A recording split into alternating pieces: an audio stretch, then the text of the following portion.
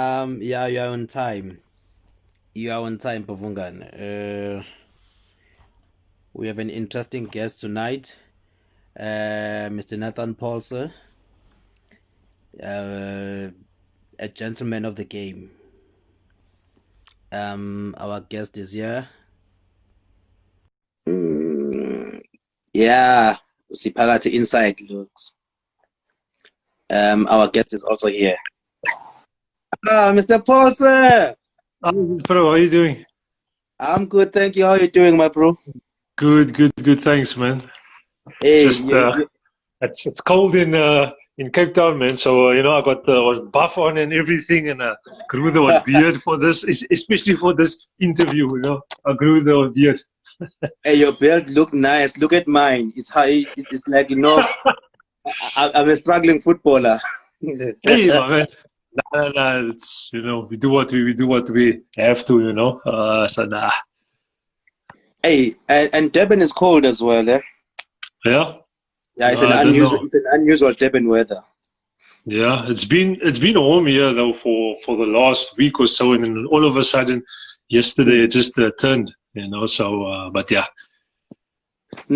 Are your boys back in training? No, which boys? My team that I'm with, the reserve team. No, we've been home for the past 5 months, my man. It's been Zoom calls. I think we're making virtual players because everything has been done via Zoom. We've had talks. I just had one earlier on at 5:30, and it gets quite tough to keep them inspired and hungry because they want to play. It's what they love to do. So yeah, no, we haven't been out on a field in 5 months. So let's hope that PSL and NFD sorts out their story so that everyone else can get back to playing. But how has it affected you as an individual, the lockdown? Yeah, look, from a personal point of view, it's been I think a tough one for everyone. It's been a very interesting time. In seeing how you can adapt. Because adversity breeds opportunity. And I think I've identified that. Especially from a business viewpoint, because I have a business that helps players in terms of mindset, and this time is just it has enhanced that service that I started, but from a personal side, it's been exciting. I'm going to be a father as well for the first time. So Congratulations. yeah, thanks a lot. So I used this. I said lockdown in a positive way. It was a God's plan. So yeah, no, it's been a good. It's a nice growth phase. Have you been enjoying changing nappies? Not yet, my man. Not yet. We are expecting at the end of this year. So yeah. Oh, okay. No. All the best, my man. Thanks a lot. But how is the medium now? Is she okay? No, she was good. She's good, healthy. Yeah, everything is hundreds. No, that's great to know. Nathan Paulse, one of the most feared strikers in our game. 20 years in professional football. You cannot fluke that. I hope not. I hope you can't fluke that. No. Yeah. Yeah. No, you can't fluke 20 years. Yes. No. Look, I mean, I've been blessed to have a career that lasted that long, and I think it's down to my work ethic. I never gave up. I've been through a few obstacles as a player, like every player experiences. But I've been through that, but I overcame that by having a positive mindset, and I've been equipped as well from a young age, you know, how to push through adversity when you have people saying that you're not good enough, and you know, you this and you that, and you're too tall for this game, etc. You know, because in SA, you obviously know how it goes. There's like a script, you know, and if you don't suit that role in terms of the height, in terms of the size, and all of that skill and all that, and then people don't think of you perhaps as a you know, a top player, you know. But I've enjoyed it, you know.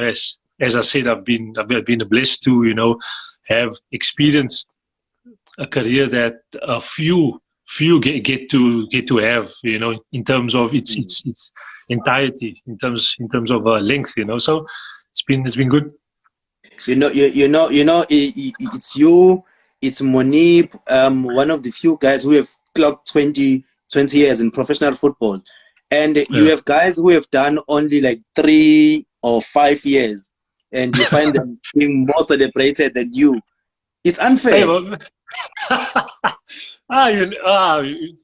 It's life, you know. I heard a sermon the other day where they were with a guy who was talking, said that, you know, we as people, we hype up the wrong things, and that's so true. I mean, everything nowadays is instant, you know. It's instant fame. It's, you know, you play one game well against the Chiefs or whoever, and then all of a sudden you are known as a top player, you know. And that's just how the world has gone. And we here in South Africa, we buy into that even a lot more, you know, because we are very emotional. And I've always said that, you know, that the South African football is a bit too emotional, you know, because we ride a wave, you know. So when things is going well for us, then everybody is on top of the world. But as soon as that same team drops form the week after, or they're expected to beat a smaller team, and we can't, then everybody's again upset and angry, you know. So we a bit too maybe emotional, and that just plays into the whole instant, you know, fame, and yeah. But we accept it and we move on. You know, Coach Steve Compella once spoke about this instant gratification things, and say we as a country would like to give a lot of praises to players who have only had 1 or 2 good seasons, and then we have real legends like you, who are not even called legends. You are hardly on newspapers and magazines. You are not. You hardly even get gigs as analyst. Yet 20 years, like I said before, you cannot fluke that. It means there's something that you've been doing great consistently, and I want to appreciate you for that as well, Mr. Paulse. That you've done yourself proud. You've done your family proud. You did not play for the so-called glamorous teams, but you've done the job. You've done the job very well. Thank you. Thanks a lot, man. No, look, I mean, it's a blessing. You know, it's a career. You know, that I've been blessed to have the opportunity to, you know, go after it. You know, and look, I mean, I didn't do it for the fame and you know. Yes, obviously it's enjoyable if people know you for doing your job well.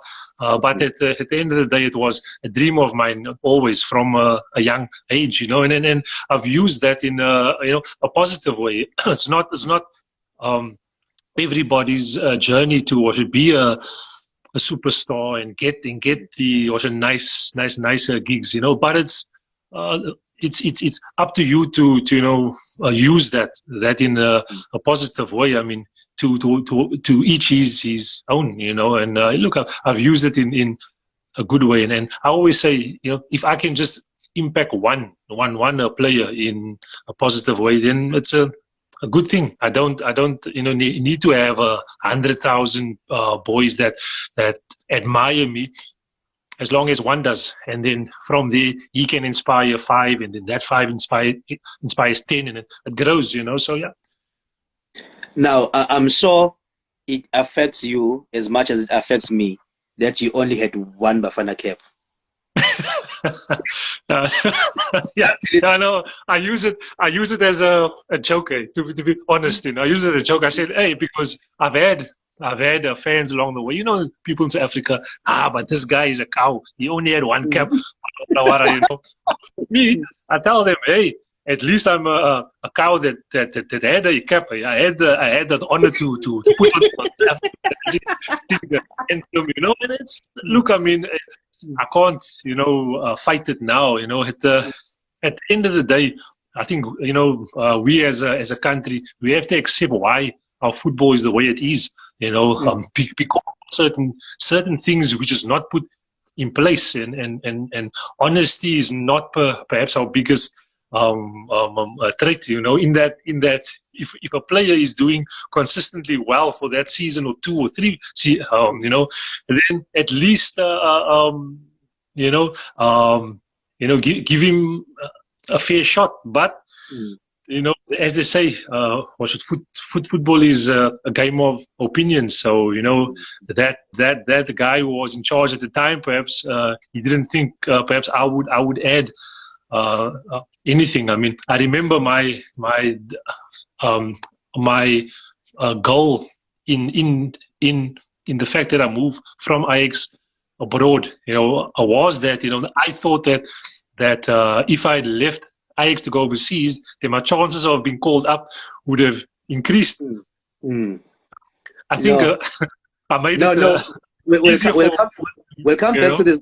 We'll come back to that. Hold on, Nate. Yeah. My biggest challenge is that, I'm a Sundowns fan. I support Sundowns.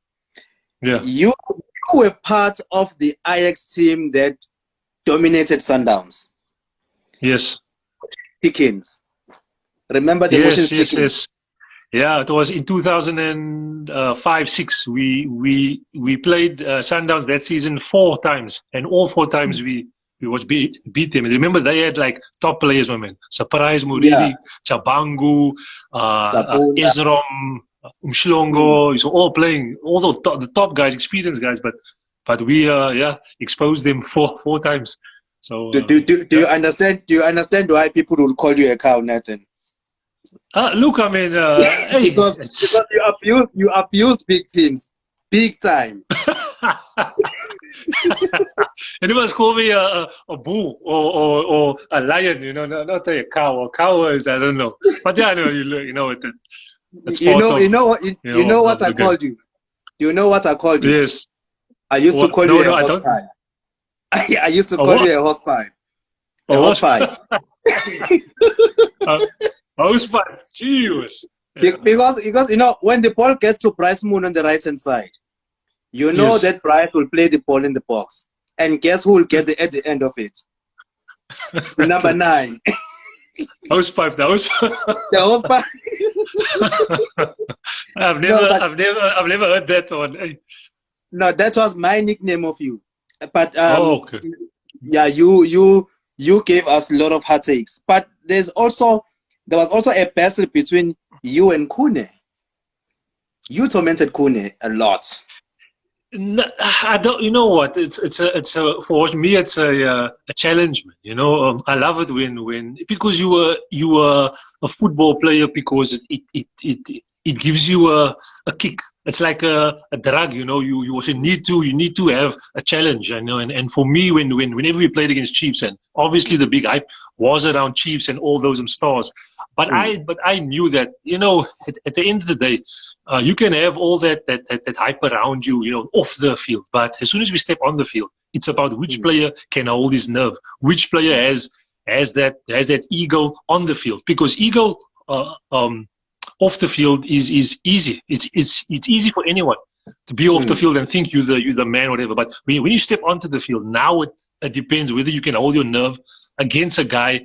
He doesn't care who you are. And I was older than much of them. And I came up in a era, when there was still ardent pros, and I learned from them. You must remember my first game as a pro was back in 2000, and it was against Orlando Pirates at Pam Brink, and and they just won the league that season. And I'm speaking about experienced guys like Opara, Skosana, Piri, you know, those ardent pros, you know, and you know, so I learned there already how to, you know, that it's a man's game, you know. So when I came up against Chiefs or against a big team and a big name, for me, it was not a big name.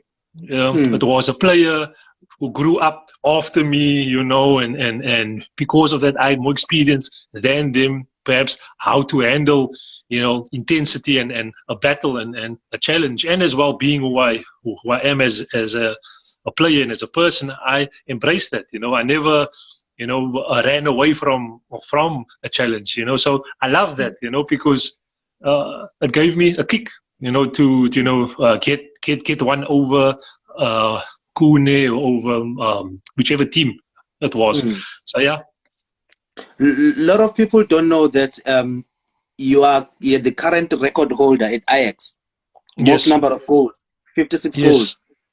Yeah. Do you see anyone breaking your record anytime soon? I would hope so, to be honest, because I look at the end of the day, a record is meant to be exceeded. You know, it doesn't help having a record that's going to stick for the next 10 years, because then it means that the club is not doing well. If you're not going to identify a player or few players that can actually come and, you know, set new standards, you know, and that's what I'm keen to help do as a coach, you know. So, you know, I mean, I enjoy being that now, the highest goal scorer for Ajax ever, but, you know, I want a younger player to come and exceed it. So yeah. No, but do you understand why I said to you in the beginning that you are a true legend of the game? I mean, thanks a lot. You can't fluke a record. It means you've been doing something great consistently, and just because the media out there does not recognize you per se, it doesn't mean us as football fans we don't recognize you. But I mean, thanks. We brought you here because we wanted to show you how much we appreciate you and how much we value you as a person. Thanks a lot, my man. Do you remember those days? Avondale Atletico. Yes. Yeah, I joined them as a 17-year-old, you know, and I was there for one season, you know, to be honest, because before I joined them, I was playing for my dad's team back in my area where I'm from, Athlone, you know. Excuse me. Yeah, no. So I joined them for a season, and I played there under 17. I won highest goal scorer for the Engine Cup now. Back then it was Polar Ice. And then after that I got scouted, you know, by three pro teams. Back then it was Hellenic, Santos, and, you know, Ajax, and I chose Ajax. So no, I remember that season especially, because that season for Avondale, my man, I was scoring goals like you know, it was for. Is it easy to score a lot of goals in Cape Town? Because I remember when when Sarah Fantini came through, he got like 530 something goals. Is it easy? Look, I think it's, you know, how teams play, you know, to be honest, you know, and I explained it, I think, this past week when I had a chat with someone else, you know, and I told the guy that it's a culture here that teams play to score here, you know. Teams play football in Cape Town to win, you know, because it's a challenge, you know. I wouldn't go as far as to say it's culture that comes from maybe a gang or etc., but it's not that. It just comes from the fact that when teams play football here, I think players understand that the aim of football is to go out and score goals. So you always find, you know, teams playing here to score, and then through that they will actually perhaps think of, you know, a crowd factor, you know. But yeah, I think that is why, because we got born into a culture that you play in a team to help each other score. So yeah. I'm going to ask you an unfair question now. Go ahead. Cape Town players, when they move to Gauteng, for example, I know that the likes of Sean Pemal, they moved to Gauteng, the likes of Carlos Scott and other players. Yeah. Why the majority of Cape Town born players don't make it in Gauteng? I think again it comes from that culture, of how teams play perhaps here in Cape Town compared to how they play in Joburg. Look, I will be brutally honest, and I also think that perhaps players from Cape Town are not equipped, from a mental viewpoint, how to handle perhaps that culture in Joburg. And I think we all know that in Johannesburg it's a fast-paced life. Everyone is out for the hustle, and that applies to a football team as well. And I think I can best explain it by saying that the Cape Town football culture is built on team. So if, like example, Ajax, you come into the academy, everything is built around the team. You as the individual shine because you fit into a system. But as soon as you leave Cape Town to go to Joburg, and you join the Chiefs, a Pirates, a Sundowns, whichever team, there's a culture switch from a culture of we to a culture of me. Due to the fact that it's a fast-paced, hustlers environment, so even players there, they think about me first, and you can see it now even more so due to Instagram and all of that. Is that they all think about themselves, perhaps not as much as they think about the team, and that's why it is perhaps I would go even as far to say that when a Cape Town team has got top players, they will often beat Johannesburg teams. Why? Because they are, as a unit, they are a stronger group, and that's how we to be honest, I can share from experience that the reason why perhaps we had beaten Chiefs in the MTN 8, for example, was the fact that even though we didn't have maybe as many star players as Chiefs had at the time and still have, I think the fact that we were a stronger group, it showed, and that's why when a player leaves, from town, from Ajax, from wherever, to go up to Johannesburg, he struggles, because I think there was the big switch, and then obviously as a person he hasn't been taught how to embrace that. So yeah. How important was the development stages for you?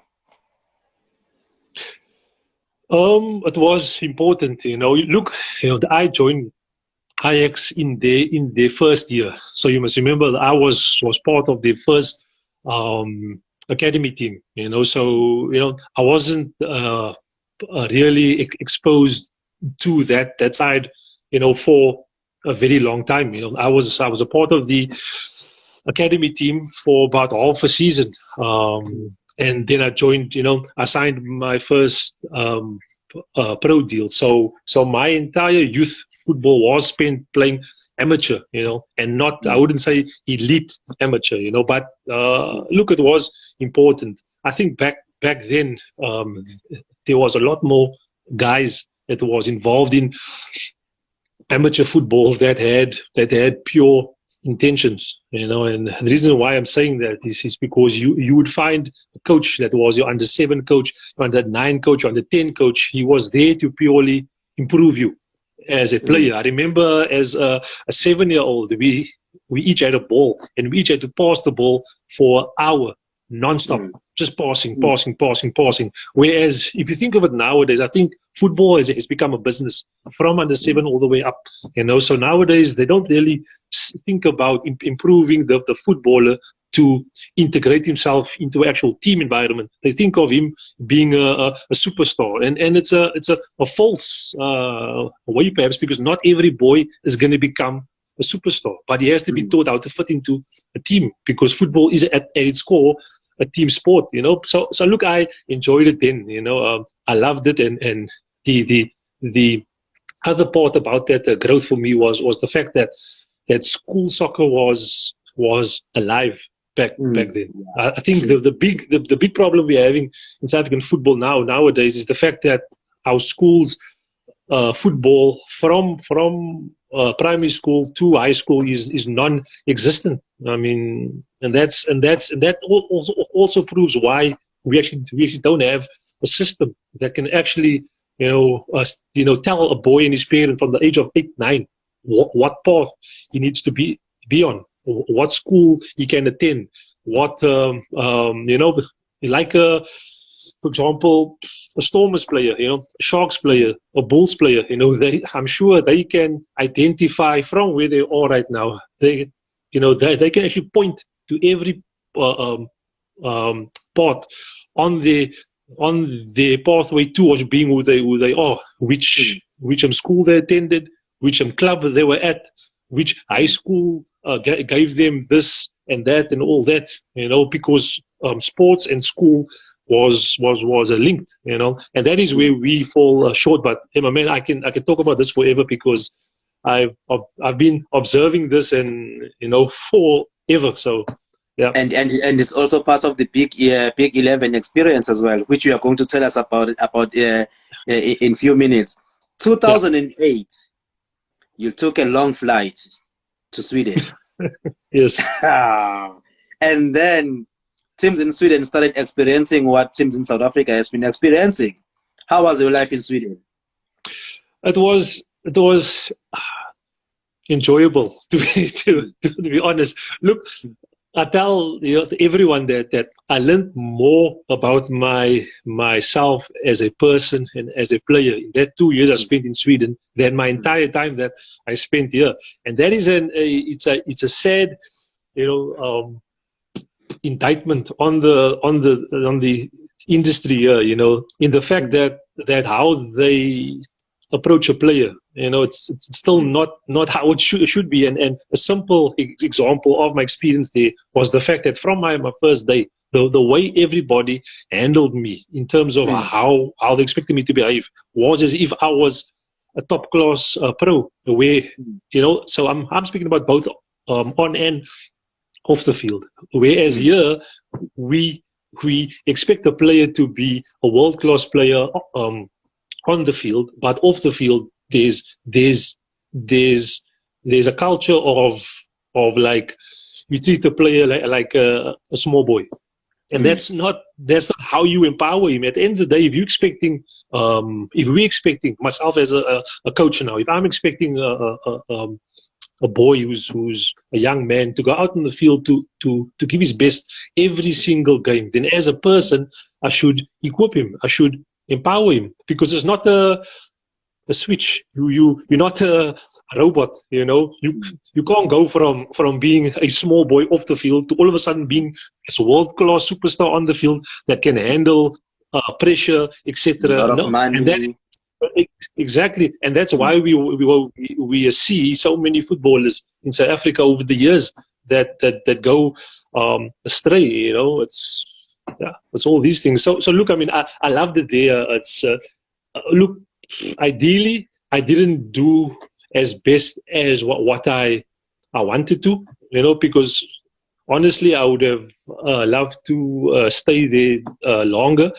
But it was an experience, I learned from that, and I brought it back home in 2010, and I think I gained a lot there, and Talking about off the field discipline and behavior of the players, you came hard on me a couple of weeks ago. You remember? I wasn't good.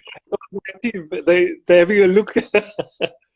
Yeah. You thought I didn't notice, but I noticed that you came hard on me when I spoke about the off the field behavior of players.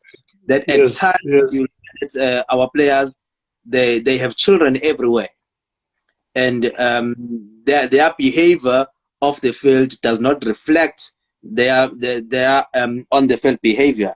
What is your view? Okay, you have explained that the mentality is not the same, the attitude is not the same, but why did you come hard on me? Oh no, because it's you must be very careful not to generalize. Yes, I know in South Africa we all think players are a certain way, and I think the reason is because media, exposes that side maybe a lot more. Because look, at the end of the day, we all know bad news sells. I mean, it's a fact. You can do it in entertainment, in football, and wherever, in arts, whatever. Bad news always sells.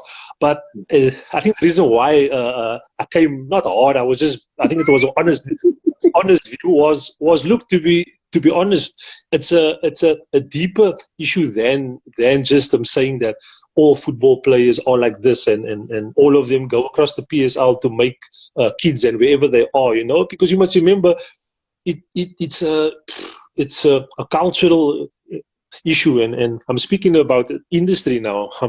I always say, how South African football, has set up the culture. It does not empower a player. It's a fact, my man. I mean, this mere example that you just gave of, but how many players they go and they, have a kid here, a kid there, a kid there. It shows that we're not, and we haven't built a culture and an industry that empowers footballers so that the industry can improve. So that us as a country can have enough top players that is able to handle the intensity, and that's where I came from. Because look, it's not enough to like say we have so many young footballers that have amazing ability, because that is a well-known and a well-worn fact already. We all know that. We know that South African footballers have most probably the best ability of Africans, of the entire Africa, in terms of skill. But is that enough? No, that isn't enough, because that boy, that man, as a person, still needs to improve. So even though he might have the ability of a world-class player, he still has the immaturity of a boy, and that's as I can put it, because now that when a beautiful woman comes along, he's obviously going to think like a boy, because he hasn't been taught how to think like a man. On top of that, he also earns more than his mom and his dad. So now he thinks he's a big man. True. That's so. You are not a man that shies away from controversy. You speak your mind. You speak your mind, and you don't care who's listening. You don't care whether what you say is received or not. You wrote an open letter to the president of SAFA. Yeah, after we beat Egypt 1-0. Why? Yes. Why? Well, I think there's a guy that says the #facts Sanguini, and that's it for me. Look, at the end of the day, I mean, yes, we can say that look, yes, we have done well against Egypt and we was beat them, but again, that's emotional, for me. And just for example, I'll give you the exact reason why I had said what I had said, and my response to that was that if you remember in 98 when we had won, I think it was Congo. Remember we beat Congo here at FNB, and then we went to go play France. Remember, now you must know that on TV for 5 years afterwards, that same advert kept on playing over and over and over again. Now for me, it's good to look back at what we've achieved, but it's too emotional. And the thing that's so sad is that what we don't do as a country is that we don't use a moment like that to actually build, to actually say, okay, we've achieved that. Now how are we going to ensure that the very next game, the very next cup, the very next week, year, month, whatever, we're going to do the same, and not a love of emotions. So now, for example, we have moved past that. From that opportunity, went to the World Cup. Now we've moved to perhaps 2010, where we hosted the World Cup, and then on the opening day, and then we will see an amazing goal. But again, now for 5 years after that, we see it again on TV. 10 years now. Now we still want to talk about that as if that's the only thing which we have. Yes, I admire the fact that we can look back as a country and say, oh wow, we have achieved this and that. But we need to start to inculcate that as a culture, man, as a habit, as like, guys, we have done this. Let's find a formula that's going to ensure that we do this a lot more, often, and not hit and hope kind of thing. Not like, let's hope that on the day emotionally all our players are intact and then we can beat the Egypt. And so the reason why I went after SAFA, look, to be honest, I didn't go after them. I'm just honest, because as a player and as a person, and I'm sure as a fan as well, aren't you just sick of like a cycle? Yeah. It just turns all the time. It's like a hamster wheel, It's like you're just turning on a hamster wheel, but the hamster is not going anywhere. So for me, I was at the point, look here, SAFA can't say that it's because of them that the team went to go and beat Egypt, So I just took that opportunity to just lay out facts. And look, after that tweet, I got players, in the actual camp after that game, after that tweet. I had a few players, send me a text and say, we appreciate your honesty, because at the end of the day, I know and that there are few players that's brave enough, I would say. No, I wouldn't say brave enough, but bold enough to speak up and say, guys, look, the way we're doing things is not how we're gonna build this team. And so yeah, I was just like, what, I had enough of, I would call it, emotional blackmail, to be honest, because what they didn't do is after that win against Egypt, they will go in the media and say, look, as a country, guys, we have to come together as one, etc., etc. Yes, we've always done that. I mean, I don't think you can fault the fans or a player, but how are we going to ensure that those events happen more and more and more? Because our ability demands that. All the top players we have in the country, it demands that South Africa as a country do that more and more. And the people who should ensure that is SAFA, and as that saying, to whom much is given, much is expected. So yeah, exactly. Yeah.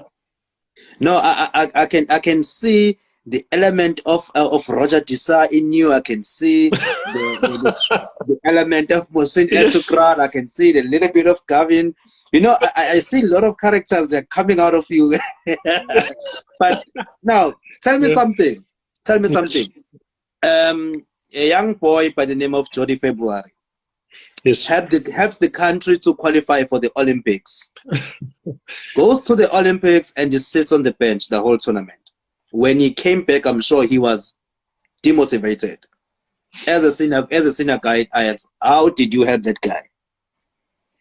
Look, I think as well, I spoke up there as well, and I went in, I think it was an interview that they'd asked me, like, how did I feel about this? And I was honest, I shared that, look, if you as a footballer help your country to get to such a huge event, and also if we know that, look, yes, you are allowed to use over 23s, but the reality is that boy was a key player. So for Washington, me, I spoke to him, and look, he's a big boy. He's a pro that he knew that there was a chance of that, and I think it's a well-known fact that, as I said, there's a script, and that's the unfortunate part of South African football, that there's a script, and it should not be like that perhaps, but we have to accept it, but we must understand as well that if we accept it, then we must also understand why as a country we're not moving where we should, so yeah, he had to accept it. And for me, I just I wasn't sure if why they included Kune was for CV, or or for the actual reason that he was going to go and be a star player for us, because if you do take with a star player, wouldn't you have rather taken with a striker or someone on the field that could actually go and score the goal, for example, than someone that is going to keep the goals out? Because it does not matter how good you are, I think, as a keeper. At the end of the day, if you play against a world-class team, at the end of the day, they will just score.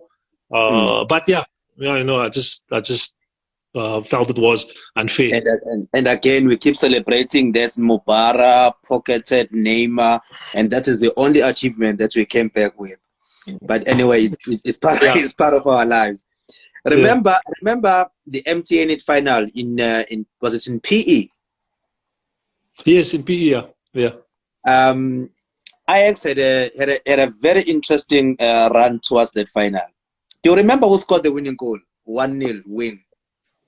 Yes. It was this tall guy. They was called they called the hose pipe. Some people call him a cow, but he's the cow that broke some people's hearts. So yeah, no, it was me, and I enjoyed it. It was a moment that.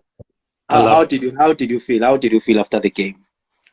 No, I think it was like a storybook, because you must remember I came back to Ajax in 2013, and at the point when I came back, the club wasn't doing well, so I think the reason why they had brought back a few of us, a few former Ajax players that had helped the club, build themselves up to where they had been, so yeah, to come back home and to help them win a trophy after, I think it was a 7-year drought, it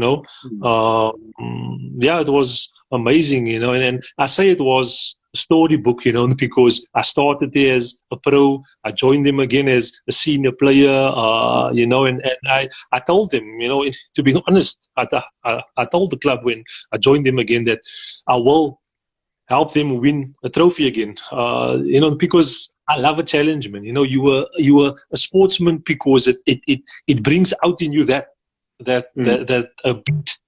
beast mode. Like you want a challenge. You actually do want some people to say he can't do it. He's too old. He's to this to that. Because for me, at the end of the day, I always say there's only two people that know exactly what you can do. It's you. It's you, and it's your God, So yeah, I enjoyed that, and it's a pity though that we could not see it through that season, and build on that.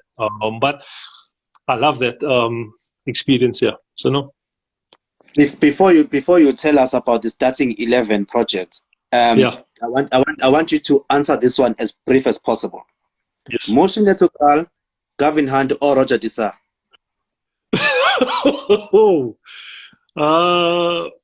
For me, Motion Ertugrul for the football. And then can I answer the other one, and for the person, Mr. Desa. Because I know human. that you traveled, you for Platinum Stars, Ajax, Cape Umoya. It seemed like there was a strong relationship between the two of you. Yes, yes, no. I think we similar in how we see things, and there's like a fiery side, to us both, and I think he appreciated that from me. I was a very honest guy. Like I remember, I had asked him, I called him not too long ago, and I asked him, Coach, what kind of player was I? And he said, you were that player that as a coach you always had to give an answer, because you were never that player who just accepted as it is. You were never the player that if I told you have to go far post, then he would say yes, coach. You would ask why, coach, why? And for me that's good, because I think we need more players that actually understand why they're doing what they are doing, because then you can make it your own, So yeah, I appreciated that from him, and he's a nice guy. We still keep in touch, and he advises me on a few things. So yeah. Oh, wonderful. The starting 11 project. Yes. So yes, no. It's look. It's been an observation of mine for most probably my entire pro days, playing and observing, and also having to hear and see interviews and having to hear people talk, fans, etc. of how many players, just fall by the wayside, and it's not due to lack of ability. It's due to a lack of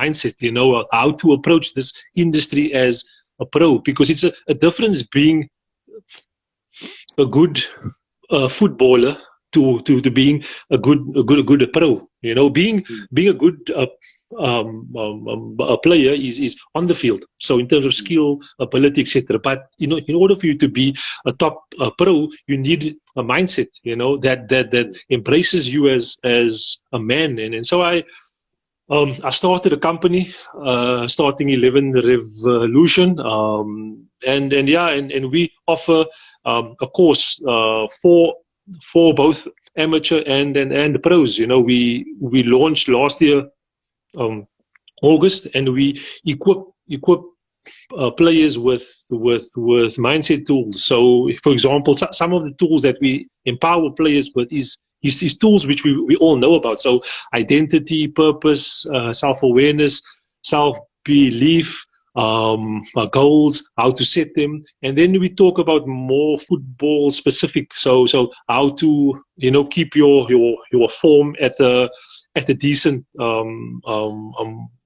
standard, because how many players do we know they have one season good and in the very next season they're completely gone, or they have one game well and the very next game. And I think as a country we also experience that too often we go from an emotional high to an emotional low because we can't maintain. So what we do on this course, we actually equip players to have a pro's mindset, and that starts with empowering them as a person, because we understand, and I say we because it's not just me. I've acquired the help of pros as well, who's playing right now, and it's a powerful thing, because what we have done is we actually use each other to build each other, so opposed to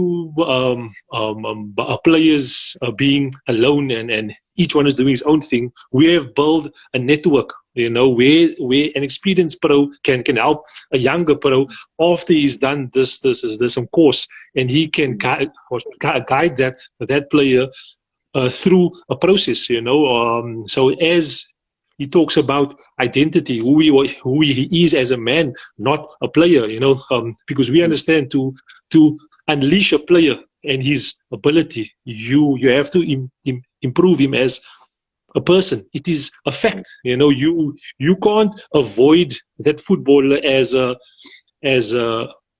person and expect him to be a top player.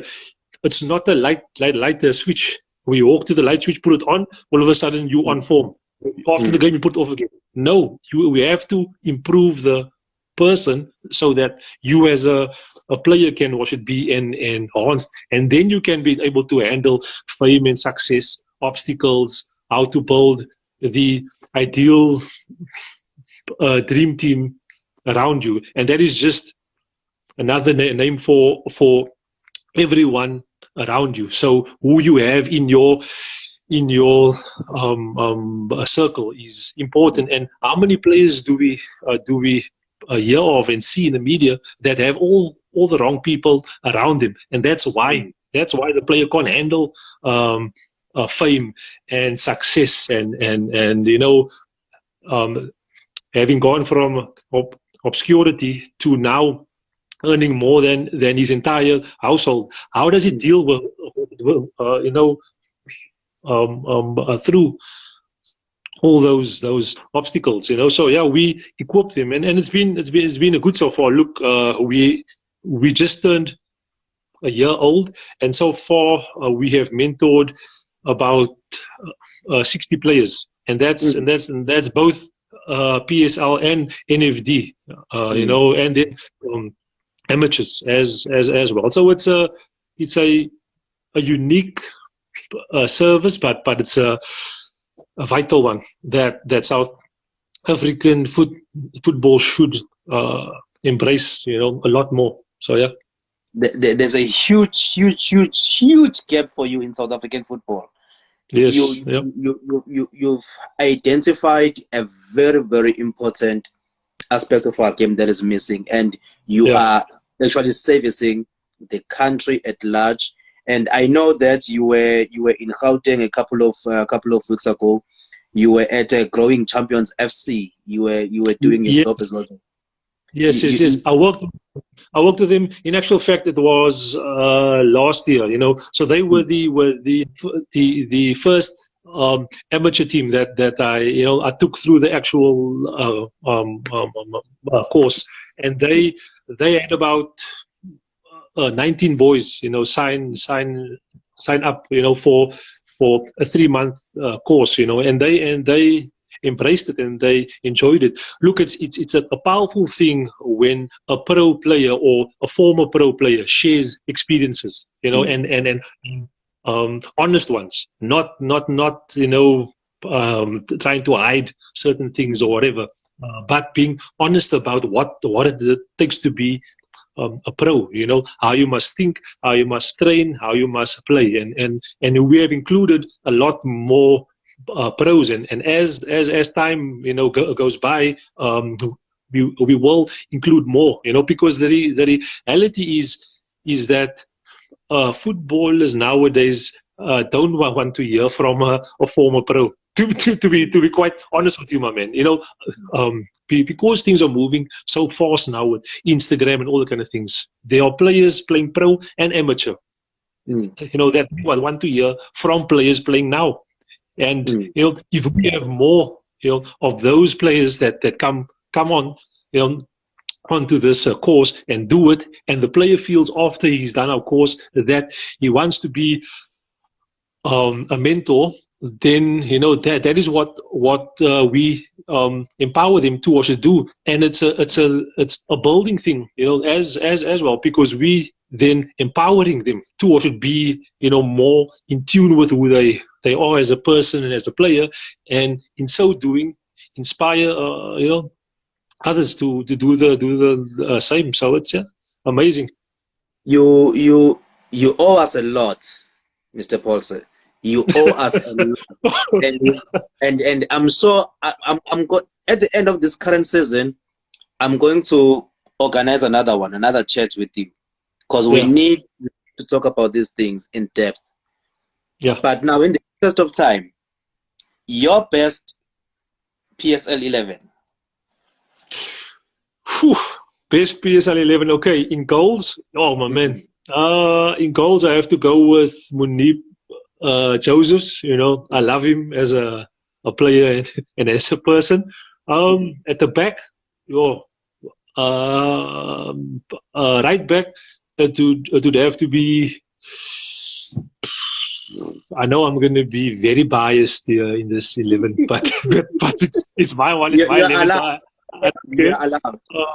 So at right back, Price Moon, centre back, oh, centre back. Oh, this is a tough one, eh? But at centre back, I would have to go Clayton Daniels, and for me, Musa Busa. Oh, Moscow. Yeah, for me is a top player. And then at left back, I will have to go Brett Evans. Yeah, look, this is turning out to be IX 11, but chickens, I see you are picking the chickens only. Yeah. Okay, then Then in midfield, we're looking at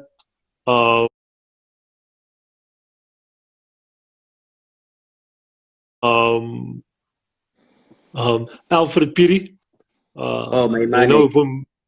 Mane Piri for me was a top player. I loved playing with him. So he'll be centre mid, and then alongside him, I would have to go with Eong.